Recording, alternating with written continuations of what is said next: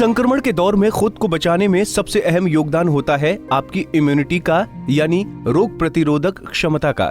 यदि आपका इम्यून अच्छा नहीं होगा तो कोई भी बीमारी जल्द आपको अपनी चपेट में ले सकती है। अब सवाल ये उठता है कि आप घर बैठे अपनी रोग प्रतिरोधक क्षमता को कैसे बढ़ाएं। तो इसके लिए आपको हल्द्वानी के वन अनुसंधान केंद्र की मदद लेनी होगी, जहां औषधीय प्रजाति के पौधों को विकसित कर संरक्षित करने का प्रयास किया जा रहा है। आजकल ऐसी दवाओं और वनस्पतियों का क्रेज बढ़ गया है जो आपके इम्यून को मजबूत बनाते हैं। हल्द्वानी वन अनुसंधान केंद्र शुरू से ही वनस्पतियों पर बेहतर शोध करता रहा है।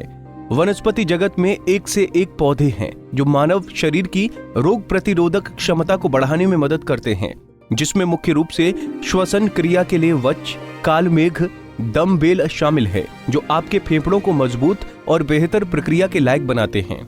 दवाइयों की तरफ भी भागना कम पसंद करता है। क्या वो करे जब इन्फेक्शन से जुड़ी कोई समस्या आदमी का, चाहे नॉर्मल तौर पे जैसे फीवर है, कफ है? देखिए, संक्रमण जब भी अगर हो रहा है, इन्फेक्शन हो रहा है, इन्फेक्शन के लिए सबसे पहले बुखार का कम होना बहुत ज़रूरी है। बुखार के लिए हमारे पास बच है और गिलोय है। गिलोय का काढ़ा पिए। बच की रूट जो है वो बुखार में बहुत बड़ा काम करता है। और तुलसी का एक्सट्रैक्ट भी रॉवर लेते रहें। और अगर ज़्यादा मात्रा में खांसी हो रही हो, कफ नहीं निकल रहा हो, तो दम बेल, जो जिसको टाइलाफोरा इंडिका कहते हैं, इसको दम बूटी भी कहा गया है, ये जो फेफड़ों में जो बलगम जमा हो रहा है उसको निकालने में बहुत ज़्यादा मदद करता है। सर, कितने इसमें से? देखिए, हमारे पास जो भी अभी 8-10 प्रजातियां आपको बताई गई, ये सारे हमारे पास यहाँ पर संरक्षित हम लोग कर रहे हैं। तैयार भी हम उसको कर रहे हैं। आम जनमानस की भी हमारे पास डिमांड है। खासतौर से गिलोय के लिए अगर हम बात करते हैं तो गिलोय के लिए जनमानस तो यहाँ पर रोज ही हमारे लेने आ रहा है।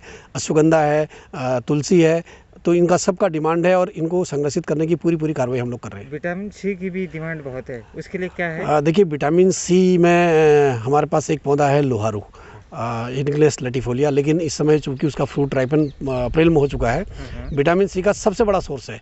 उसकी जो चेरीज हैं वो लाल कलर की होती हैं और उसके अंदर पूरा पल्प जो है, गूदा जो भरा हुआ है, वो पूरा उसमें विटामिन सी है।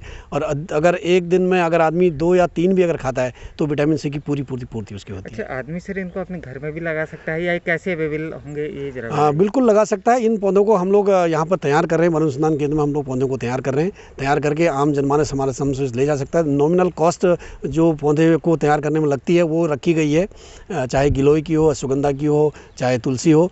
तो अभी हमारा पौधा तैयार हो रहा है। जैसे ही लॉकडाउन की स्थिति कम होती है, आम आदमी आगे ले जा सकता है। आपको बता दें कि गिलोय, तुलसी, अश्वगंधा, घृत कुमारी, कासनी, सर्पगंधा इम्यूनिटी बूस्टर पौधे हैं। ये पौधे आप घर में उगाकर इनका उपयोग कर सकते हैं। हालांकि ये पौधे को वन अनुसंधान केंद्र हल्द्वानी में तैयार किए जा रहे हैं। इम्यूनिटी के लिहाज से इन पौधों की डिमांड रोजाना वन अनुसंधान केंद्र के अधिकारियों के पास आ रही है। दिल्ली, यूपी और उत्तराखंड की अलग अलग जगहों से आ रही इन पौधों की डिमांड के चलते इन पौधों को वन अनुसंधान केंद्र हल्द्वानी की नर्सरी में तैयार किया जा रहा है। दरअसल लॉकडाउन के बाद इन 7 से 8 प्रजातियों के पौधों को बांटने की योजना भी बनाई जा रही है। ये प्रजातियां विलुप्त ना हो, इसके लिए इनको बड़ी मात्रा में संरक्षण करने का काम भी वन अनुसंधान केंद्र कर रहा है। देखिए, पहले तो वन अनुसंधान केंद्र में आप लोगों का स्वागत है।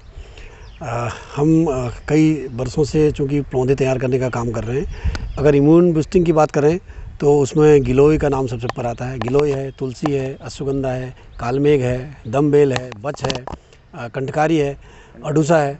तो ये बहुत सारे पौधे हैं जो इम्यून सिस्टम को स्ट्रॉन्ग करते हैं, रोग प्रतिरोध क्षमता बढ़ाते हैं और इनको जनरल आम आदमी भी बिना उसके भी रोग के भी ले सकता है, तो उसका इम्यून सिस्टम। अनुसंधान केंद्र ने कोविड महामारी से लड़ने और संक्रमण के खिलाफ शारीरिक प्रतिरोध को मजबूत करने के लिए रोग प्रतिरोधक क्षमता बढ़ाने वाली जड़ी बूटी को तैयार कर रहा है। पंजाब केसरी टीवी के लिए हल्द्वानी से तारा जोशी की रिपोर्ट।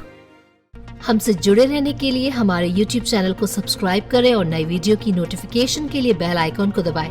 अगर आप ये वीडियो Facebook पर देख रहे हैं तो लाइक जरूर करें और ज्यादा से ज्यादा शेयर करें। धन्यवाद।